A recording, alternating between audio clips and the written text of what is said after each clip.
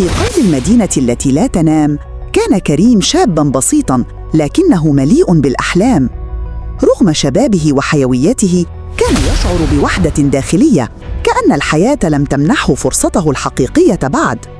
في إحدى الليالي، وبينما كان يمشي في شارع قديم يعج بالألوان والأنوار المتقطعة، رأى امرأة تجلس وحدها على مقهى صغير بعيداً عن ضجيج الحي. كانت ليلى، امرأة في الأربعين، لكن عينيها كانتا تحملان عمقاً غامضاً، كأنهما تطلعان إلى عوالم أخرى. عندما تبادل النظرات، شعر كريم بشيء لا يمكن تفسيره. لم يكن مجرد إعجاب، كان كأنهما مرتبطان بقوة خفية.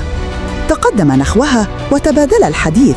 كانت كلماتهما تتدفق بسلاسة، وكأنهما يعرفان بعضهما منذ زمن بعيد. لكن في داخله كان كريم يتساءل: لماذا امرأة مثلها متقدمة بالعمر تبدو مهتمة بشاب في العشرين؟ بدأت ليلى تكشف عن جانب مختلف من حياتها، حياة لم يكن كريم يتوقعها أبداً. لكن ما لم يكن يعلمه كريم هو أن هذا الزواج لم يكن مجرد اتحاد شخصين، بل كان نقطة انطلاق لمهمة أكبر من أي شيء تخيله. بعد أيام من زواجهما، تلقت ليلى رسالة غامضة عبر بوابة الزمن، رسالة تحذر من حدث كارثي على وشك الحدوث. كان عليها أن تشرح لكريم سريعاً أن هذه الرسالة جاءت من المستقبل البعيد، من عام لم يصل إليه أي إنسان بعد، وأن الكارثة التي تنتظرهم قد تؤدي إلى انهيار الزمن ذاته. بدأت ليلى وكريم رحلة شاقة عبر بوابات زمنية متعرجة، حيث دخل عوالم مختلفة، كل عالم يحمل تحدياته ومخاطره. في عالم غارق في الظلام، شاهدوا مدينة تتحول إلى رماد في غضون ساعات قليلة. في عالم آخر، وجدوا أنفسهم في مدينة مستقبلية متقدمة، حيث البشر يعيشون متصلين بعقولهم عبر شبكة ذكية تتحكم فيها قوى خفية. كريم كان يتعلم بسرعة كيف يتعامل مع هذه المتغيرات، وكيف يوازن بين مشاعره تجاه ليلى وبين مسؤولياته الجديدة التي تكبر كل يوم. في أحد العوالم واجهوا السيد نيكس، كيان غامض يمتلك القدرة على التحكم بالزمن بشكل سلبي، يريد إعادة ضبط الزمن ليخلق نسخة من الواقع تحت سيطرته المطلقة. كان نيكس رمزاً لكل ما يهدد استقرار العالم. وقعت معركة عنيفة بين الفريقين، استعمل فيها كريم وليلى كل ما تعلموه من مهارات جديدة: قتال بدني، تحكم في الزمن، استخدام الذكاء للتغلب على الأعداء. رغم الفارق العمري، كانت ليلى تشعر بقوة متجددة بفضل شجاعة كريم وإصراره. وفي وسط المعركة، تعرض كريم لإصابة كادت تودي بحياته، لكن هذه كانت لحظة تحول حاسمة.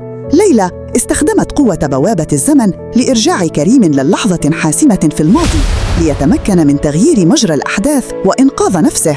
لكن هذا التغيير في الخط الزمني خلق تفرعات جديدة وعالماً جديداً من التعقيدات الزمنية التي اضطروا للتعامل معها بحذر. وفي خضم كل هذا، بدأ كريم يكتشف حقائق عن ليلى لم تكن تعرفها حتى هي، عن أصولها وعن سبب وجودها في زمنه. ليلى كانت تحمل ذكريات وأحداث من عدة أزمنة، مما جعلها أحياناً تتصرف بشكل غامض. ذات مرة، أثناء لحظة هدوء، جلس كريم معها تحت سماء مليئة بالنجوم، وسألها: كيف استطعت أن تتحملي كل هذا العبء؟ ابتسمت ليلى بحزن وقالت: لأنني أعرف أنني لست وحدي، وأنك معي. نحن أكثر من مجرد زوجين، نحن حراس الزمن. مع مرور الوقت، أصبحا لا يقهران معا، لكنهما أدركا أن القصة لم تنتهي بعد، وأن هناك أعداء وأسرار أكثر غموضاً في انتظارهم. ذات ليلة، أثناء مراقبتهما لمجرى الزمن من غرفة المراقبة السرية التي تملكونها في عمق المدينة، تلقوا إشارة تشويشاً قوية غيرت المسار الطبيعي لكل الأشياء من حولهم. كانت الرسالة تحمل رموزاً غير مفهومة، لا تشبه أي شفرة زمنية عرفوها من قبل. ليلى حدقت في الشاشات بحذر: هذه ليست مجرد رسالة، إنها استدعاء من جهة مجهولة من زمن لم نعرفه من قبل. كريم وهو يراقب الشاشة بقلق قال: هل تعتقد أن هناك من يتدخل ليغير قوانين الزمن؟ أومأت ليلى ببطء وأضافت: ليس فقط يتدخل، بل يريد أن يعيد كتابة التاريخ كله، وإلا لما اختار أن يرسل لنا هذه الرسالة؟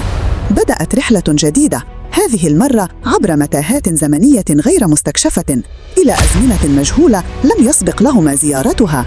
عند نقطة تحول حاسمة في إحدى القرى القديمة، التقيا بشاب غريب يرتدي ملابس قديمة وعيناه تحملان نيران تمرد لا تفهمه عقارب الزمن.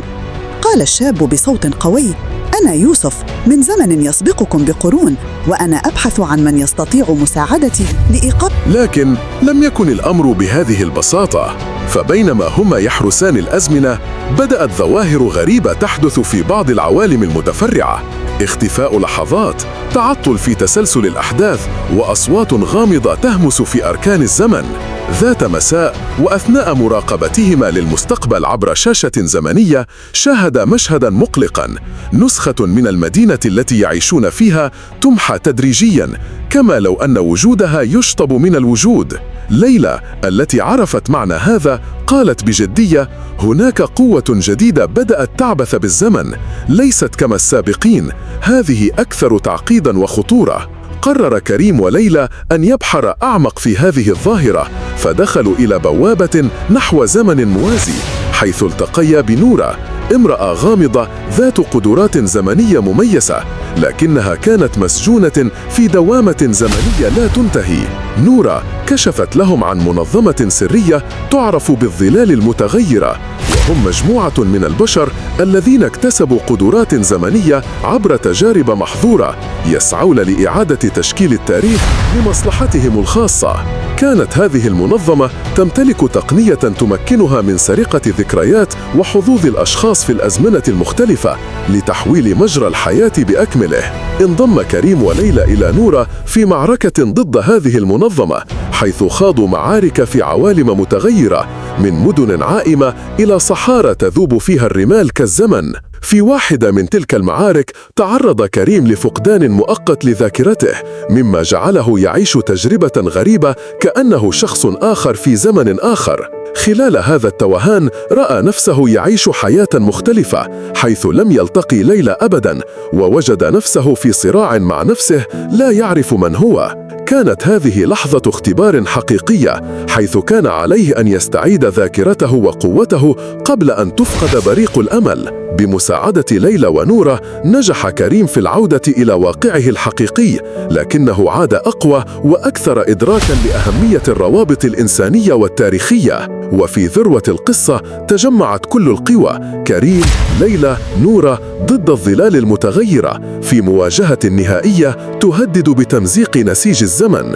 القتال كان ملحمياً يختلط فيه الماضي بالمستقبل، الضوء بالظلام والأمل باليأس. في لحظة الحسم ضحى أحد أعضاء الظلال المتغيرة بنفسه لمنع حدوث دمار كلي، وأدى ذلك إلى فتح نافذة جديدة في الزمن تسمح للبشر بالحفاظ على توازنهم بين الحرية والمسؤولية. بعد الانتصار فهم الجميع أن الزمن ليس ملكاً لأحد، وأن دوره حماية الروابط التي تجعل الحياة ممكنة، الروابط التي يتجاوز أثرها كل الأزمنة. عاد كريم وليلى إلى مدينتهم محملين بحكمة جديدة وحب أعمق، مستعدين لكل ما قد يأتي في المستقبل، لأنهما أدركوا أن المعركة الحقيقية تبدأ دائما بعد النصر.